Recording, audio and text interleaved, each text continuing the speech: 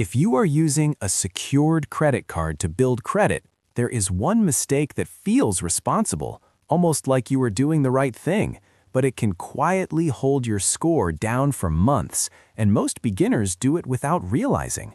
Stay with me, because in a few minutes you will know exactly what it is, why it happens, and the simple fix that makes your secured card work like a score-boosting machine instead of a score-hurting trap. A secured credit card is supposed to be the easy path. You put down a refundable deposit, you get a small credit limit, and you prove you can handle credit. Simple. But credit scoring is picky. It does not just care that you pay, it cares when you pay, how much you use, and how steady you look over time. So let's walk through the biggest secured credit card mistakes that hurt your score and what to do instead, step by step. Number 1. Treating a secured card like a debit card. A lot of people think, I have my deposit so I can spend up to the limit whenever I want, but credit scoring does not reward maxing out a card, even if you pay it later. Here's why. Your score can react to how much of your limit you are using when the card reports to the credit bureaus. That's called utilization. High utilization can make you look risky. Example. You put down a $300 deposit and get a $300 limit.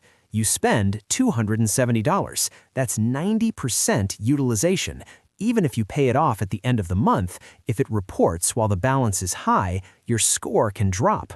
What to do instead? Use the card lightly. Aim to keep your reported balance under 30%, even better, under 10% if you can. On a $300 limit, that means trying to have $30 reported, not $270. Number 2. Paying on time, but still letting a big balance report. This is the mistake I teased in the intro. You can pay on time and still hurt your score if you pay at the wrong time.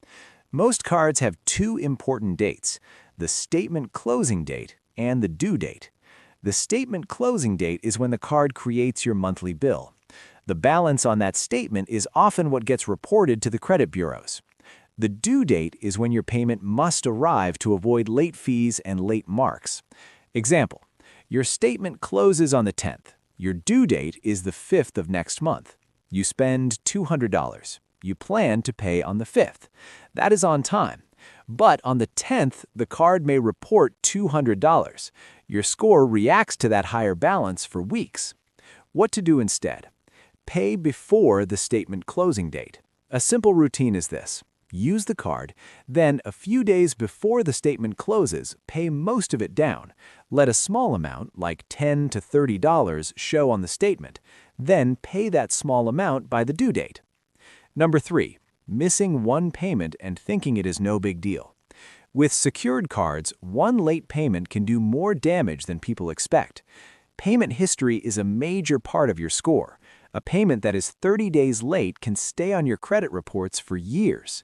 Example, you forget a $25 minimum payment because you were busy. You think, I will pay next week.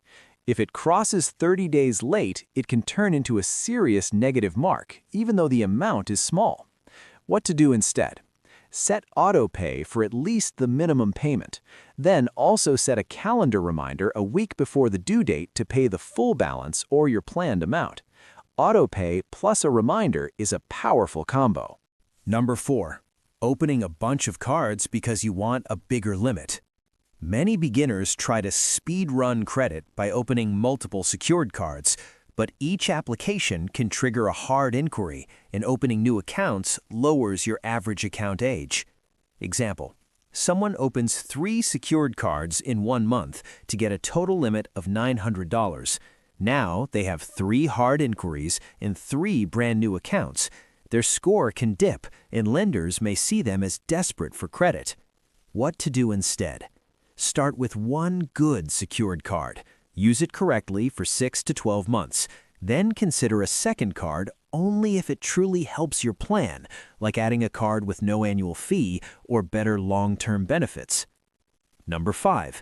Ignoring fees that drain you and force late payments. Some secured cards come with annual fees, monthly maintenance fees, setup fees, or high interest. Fees do not directly lower your score, but they can push your balance up and make it harder to pay on time. That can create the real score damage. Example: your card charges an annual fee and a monthly fee. Your $300 limit gets eaten up by fees. You get close to the limit without spending much. Then your utilization rises and you miss payments because you feel overwhelmed. What to do instead? Read the fee list before you apply. Prefer a card with no annual fee if possible. If you already have a fee-heavy card, focus on perfect payments while you shop for a better upgrade path later. Number 6. Not using the card at all.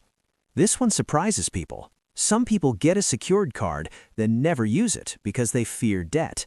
That can slow your progress because lenders and scoring models learn from activity. You open a secured card and leave it in a drawer for 6 months. You have an account, but little payment history is being created. Your score may not improve much. What to do instead? Put one small bill on it every month, something simple like a streaming subscription or a small gas purchase. Then pay it using the timing trick we covered, so a low balance reports. Number 7. Closing the secured card too soon. Many people close their secured card the moment they get an unsecured card. That can backfire. Closing a card can reduce your total available credit, which can raise utilization. It can also remove a stable account from your routine. Example: you have one secured card with a $300 limit.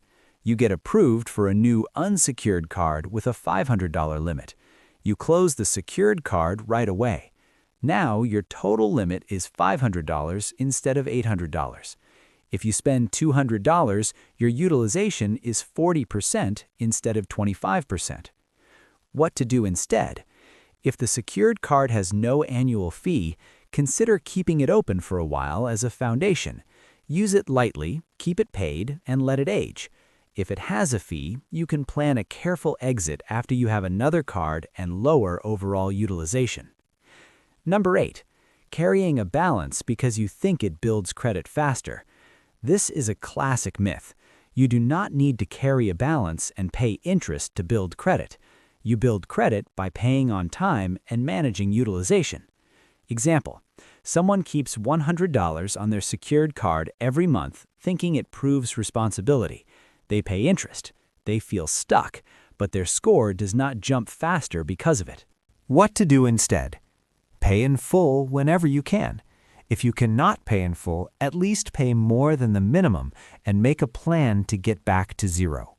Your score cares about consistent, on-time payments and low reported balances, not interest payments. Number 9. Using the card for cash advances or gambling-style transactions. Some secured cards allow cash advances, and they often come with extra fees and immediate interest. It can also look risky. Example: you withdraw cash from an ATM using the secured card. You get hit with a cash advance fee, and interest starts right away. Now your balance is higher, your utilization is higher, and you feel stressed, which makes late payments more likely. What to do instead? Treat a secured card like a tool for small purchases only. If you need cash, use a checking account debit card or build an emergency plan so you do not need to borrow cash at a high cost. Number 10. Forgetting that a small limit makes every dollar louder. With a low credit limit, tiny choices can look huge on paper. That's why secured cards can feel frustrating, but you can use that to your advantage. Example: on a $200 limit, a $60 purchase is 30% utilization. On a $2,000 limit, it's only 3%. Same purchase, different impact. What to do instead? If your limit is low, keep your monthly spending on that card very small, or make multiple payments during the month. You can pay once a week. That keeps the balance low and makes your credit report look calm. Number 11. Not checking if the card actually reports to all 3 bureaus. Your score cannot improve from activity that never shows up.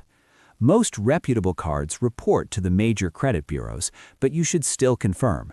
Example: You use a secured card for 8 months, pay perfectly, and you wonder why your score barely moves.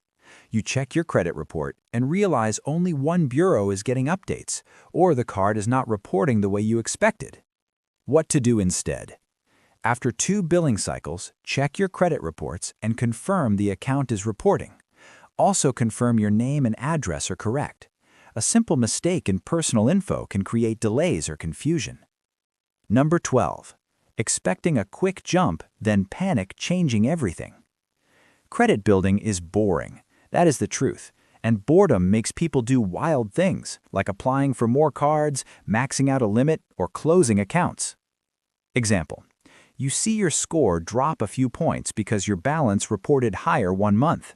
You panic. You apply for 2 more cards to fix it. Now you have more inquiries and more new accounts, and your score takes longer to recover. What to do instead? Follow a steady plan for at least 3 months. Here is a simple step-by-step plan you can stick to. Step 1. Put one small purchase on the card each month. Step 2. Pay most of it before the statement closes so a low balance reports. Step 3. Use autopay for the minimum as backup. Step 4. Keep utilization low by keeping your reported balance under 30%, ideally under 10%. Step 5. Repeat. Consistency is the secret. Number 13. Forgetting about pending charges and holds. Sometimes your balance looks higher than what you actually spent because of pending charges. Hotels, gas stations, and car rentals can place a hold that temporarily uses up your limit. With a small secured limit, that hold can push you close to maxed out, which can hurt your utilization when it reports. Example. You have a $300 limit. You pay at the pump and a gas station hold shows up for $150, even though you only bought $35 of gas. Now your available credit drops fast. If your statement closes while that hold is still there, your reported balance can look much higher than your real spending. What to do instead? Avoid merchants known for big holds while your limit is small, or use a debit card for those specific purchases until you graduate to a higher limit. Number 14. Thinking your security deposit counts as a payment. A secured card deposit is not your monthly payment. It is collateral. Some beginners assume, if I mess up, the bank will just use my deposit. But a missed payment can still become late on your credit report, even if you have a deposit. Example, you put down $200, you spend $50. You forget to pay because you assume the deposit covers it. The card issuer still expects a minimum payment. If you miss it long enough, it can be reported as late and damage your score. What to do instead? Treat the card like any other credit card. The deposit is for approval. Your monthly payments are still required. Number 15. Letting returns and refunds mess up your timing. Returns can take days to process. If you were counting on a refund to lower your balance before the statement closes, the timing can backfire. Example, your statement closes on Friday. On Wednesday, you return $120 item and think your balance will drop in time, but the refund posts after the statement closes. What to do instead? If you need a lower reported balance, make a payment instead of relying on a refund. Then the refund can land later and you can use it to reduce future spending. Number 16. Paying the minimum for too long. Paying the minimum keeps you in the game, but it can keep your balance higher for longer. Higher balances can keep utilization elevated, and interest can grow your balance even when you are barely spending. Example, your balance is $180 on a $300 limit. The minimum payment is small, so you keep paying only that. Your utilization stays high month after month. Your score can stay stuck because your report keeps showing you are using a big chunk of your limit. What to do instead? Use the minimum payment as a safety net, not a strategy. Aim to pay the balance down fast so your reported utilization stays low. Number 17. Accidentally going over the limit. With small limits, it is easy to go over without realizing it. A subscription renews, a tip posts later, a hold becomes final. Even going a little over can trigger fees, declines, or risk flags with some issuers. Example: you spend $290 on a $300 limit. Then a $15 subscription hits. Now you are over. You get a fee, your account looks stressed, you feel behind. That is when late payments happen. What to do instead? Leave breathing room. If your limit is $300, act like it is $250. That cushion protects you from surprise charges. Number 18. Using the card for every purchase in 1 month to prove you are responsible. This is a mindset trap. People think more activity equals more credit growth, but with scoring, the pattern matters more than the number of swipes. You run groceries, bills, and online shopping through your secured card. You end up with $260 reported on a $300 limit. You did pay on time, but your report makes you look maxed out. What to do instead? Pick one simple category and keep it small. For example, use the card only for a $20 streaming bill and one $15 purchase. That creates steady history without raising utilization. Number 19. Ignoring credit report errors after you start. Once your secured card starts reporting, small errors can slow your progress. A wrong limit, a wrong balance, or a missed update can make your credit profile look worse than reality. Example: your card limit is $500, but your credit report shows $300. Your balance is $90. In real life, that is 18% utilization, but on your report, it looks like 30%. That can change how your score reacts. What to do instead? Check your credit reports for accuracy after a couple of months. If something is wrong, contact the card issuer and the credit bureau to correct it. Number 20. Getting autopay set up once and never checking it again. Autopay is great until it fails. A bank account changes, a card issuer switches systems, a payment date moves. If autopay breaks, you might not notice until it is too late. Example: you change checking accounts. Your autopay is still linked to the old account. The payment fails. You assume it went through. Weeks later, you see a late fee and your heart drops. What to do instead? Keep autopay on, but verify it. Once a month, confirm the scheduled payment is set and the funding account is correct. Number 21. Letting the card close because you forgot about it. Some secured cards can be closed by the issuer if you go too long without activity, or if you miss key account maintenance. Losing an account can shrink your available credit and disrupt your credit-building rhythm.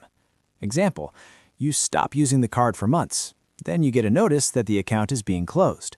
When it closes, your total available credit drops. Your utilization on other accounts may rise. Your score can take a hit. What to do instead? Keep a tiny recurring charge on the card and pay it predictably, just enough to keep it active and healthy. Number 22. Expecting graduation without actually building a strong pattern. Many secured cards can graduate to an unsecured card, and your deposit may be returned, but graduation is not magic. Issuers usually want to see a clean pattern over time. Example: you pay on time, but you keep reporting high balances, or you miss a payment once, or you have constant near-maxed utilization. Months go by, and you wonder why you are not graduating. What to do instead? Make your pattern obvious. Small purchases, low reported balance, on-time payments, month after month. That is what looks safe to both scoring systems and card issuers. You do not need tricks. You need control. A secured credit card can absolutely help your score, but only if you play the credit scoring game the way it is actually scored. So here's the big takeaway. Pay on time, yes, but also pay before the statement closes so your report shows a low balance. Keep your usage small, avoid opening too many accounts, avoid fees that trap you, and give it time. Now I want to hear from you. Which of these secured credit card mistakes surprised you the most, and what is one change you are going to make starting this month?